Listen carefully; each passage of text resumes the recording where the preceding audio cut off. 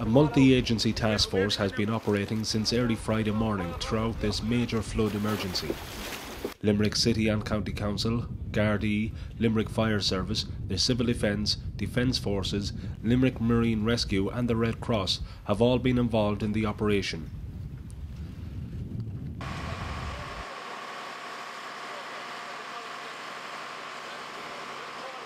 Up to 2,000 people living in over 300 houses on an area of 200 acres in the St Mary's Park, Assumpta Park, Lee Estate and Little Island area of Limerick have been worst hit. The emergency began early on Friday morning and quickly turned into something which has never been encountered in Limerick on this scale before. Yeah, Declan, the initial calls started to come in yesterday morning, which was Saturday, the 1st of February at about 7 AM. And at that stage then we were getting multiple calls. People reported in flood water, their houses were being flooded. So we started to mobilise the various fire services that we could get. We had 6 different fire stations here in a relatively short time. And we also had the other services locally, which would be the Marine Search and Rescue. We got the Civil Defence, we got the Army, and loads of community groups are around here that came in, and we coordinated all of that. We tried to deal with the incident that we had here, Declan, you know. What are the worst affected areas? St Mary's Park here, the island is called in North Limerick City.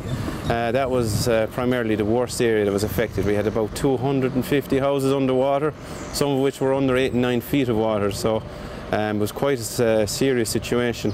So we had to coordinate and strategically decide which areas we were going to tackle first initially. So that was a big decision to be made. So we prioritised medical emergencies, old people that were in wheelchairs and things like that. We got them out. We gave notice out to people then to move upstairs, and then as the day went on we moved through the entire estate and got people out as best we could to dry land, and we had off-site accommodation then arranged for anyone who didn't have relatives or anything like that to go to.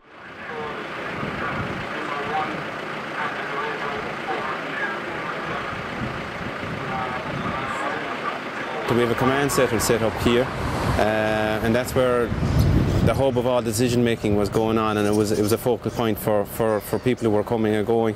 So we had to record with the people that were here, to record who was here and who was going for health and safety reasons, and then after that then it was a place where we could communicate with all the services centrally, and it worked very, very well. We have the command vehicle in from Shannon, and they had people with it, and they controlled that with myself then as incident commander.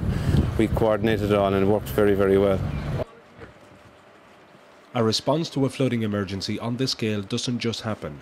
It's as a result of tried and tested training, exercises, tabletop discussions and crisis management meetings. The lead agency in this case is the local authority. Crisis management meetings are held regularly from early morning to late at night. The media is kept up to date and the public informed of ongoing efforts and situations. The 3 responding agencies have approximately 150 personnel involved in this incident, and to date supported by many, many volunteers. We collectively want to pay tribute to them for their outstanding professionalism and commitment over long hours. We have been greatly assisted by the community and the voluntary sector throughout, and by the tremendous community spirit shown by the people of Limerick. Voluntary services such as the Civil Defence, Limerick Marine Rescue and the Irish Red Cross have all played a crucial role in this emergency. The Civil Defence, which is attached to the local authority and the Department of Defence, are trained volunteers who are equipped and prepared in dealing with many aspects of a crisis, which can assist both the local authority and the community. First area of operation was, originally we were activated to help assist with pumping water, but when we got down to this area yesterday morning, our raft was utilised, our minibus was utilised, our minibuses were utilised from the city and the county. After that, an ambulance, one of our ambulances was called on site in case there was any emergencies, and after that then our inflatable boats were called upon, so the city and the county boats were here, minibuses, ambulance, our comms van was set up as well, so nearly every service we could provide was utilised yesterday, and which was great to be able to be involved with and help be able to alleviate anything that we could do yesterday. There was 26 members involved yesterday, including myself and the Civil Defence Officer from Limerick County, and we had a presence here last night until about 7 o'clock, half 7, whereby we were stood down at that time though. The Civil Defence nationally prepare and train for these sort of circumstances and so on. We do. How do you think that the operation went in terms of the capabilities of the Civil Defence for flooding? Great. Well, we're a multi-skilled organisation, so all the volunteers have a basic training in first aid, manual handling, radio communications, flooding awareness.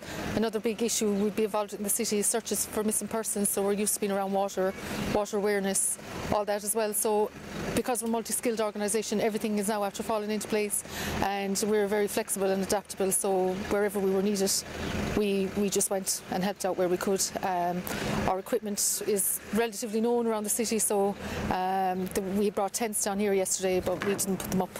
It was when wind was too bad, but generally it worked very well. All the training has all come together for everyone. Like I said, it's the first time we've actually been activated for what effectively is force of nature that no one was expecting, and it was great that and the volunteers, this credit to all of them. They've been here from 8:30, 9 o'clock, 9:30 yesterday morning till 7:30 last night, and again they were all on the road in again at 9 o'clock this morning.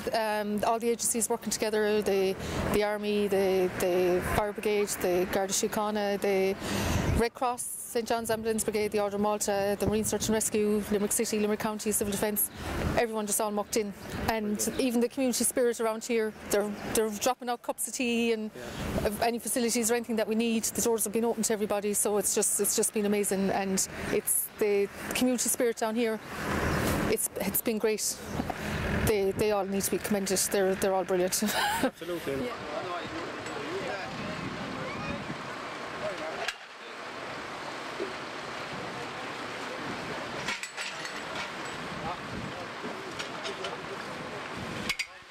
As floodwaters subsided, the clean-up began and the pumping of water continued. Firefighters and council workers concentrated their efforts on the estates within Little Island, which was worst affected. While many people were taken from their homes on Friday and Saturday by rescue services, many others returned on Sunday to assess the damage caused. The head of the National Directorate for Fire and Emergency Management, Sean Hogan, arrived in Limerick on Sunday afternoon to assess the damage caused. He was met by members of the crisis management team and briefed on the situation by the Controller of Operations and the Incident Commander. What's in and out, we're only bringing 4 and 5 at a time at the most. As soon as they arrived, they were shifting 20 plus people each shift, and they had 3 vehicles going as well, you know. Although warnings were issued about high tides and the storms, early action by services couldn't possibly have reached everyone at once. And with almost 2,000 people in over 300 houses affected by the floods, some residents were not happy with the response and called for swift action to prevent a repeat of the flooding. There was no one around Friday night. Now, they have the weather books and all that. Nothing like that. That could have been done. Now, basically what I'm actually saying here, I'm actually pleading to the government, so-called government we have. Now is the time to resurrect themselves and turn around and help out these people, including myself. While other residents praised the efforts of those involved in the crisis. Well, I tell you now, right, I have to say we couldn't fault the Army, the Civil Defence, the Fire Brigade, especially our own lads. And people working themselves. Yeah. Everybody in Civil. We helped ourselves yesterday. That's our experience. Our house was gutted yesterday, and she came out. Speaking in Little Island on Sunday, Sean Hogan said his role on the day was to ascertain the response of the services involved and report back to government. My main focus today has been to see that the response on behalf of government to come and have a look at the response and see that that has been as government expected to be, that people are responding and working with communities to try alleviate as best they can what has actually been happening here. It's still very much a crisis situation. It's very much over the next several days, and probably for 3 or 4 days around the country there's still threats. Certainly here in this area of Limerick. Again, I've been talking to the people here, certainly not in living memory, people haven't encountered this particular in this area here, and it's devastating obviously for communities and for people who are affected in this area. So you will be reporting back now what you see today? I will be reporting back to government on what I see today, yes. and you will be outlining the key areas that need to be addressed. Well, in terms of looking at the future, I mean, that's tomorrow's work, I think. It's really just a moment looking at the response and looking after the people who have been affected by this particular episode, and trying to prepare, as local authorities, not just here in Limerick, local authorities, the Garda Síochána, and the Health Service, the Defence Force, the Civil Defence have all been out here trying to help with the communities to do that. That's what government expects, that's what people have trained and prepared for, and that's what I'm here to see, that was actually has kicked in as an operation here. As the clean-up continues, Limerick City and County Council are still on high alert, as the number of high tides and stormy conditions are forecast for the coming days. Declan Keogh, Emergency Times News, Limerick.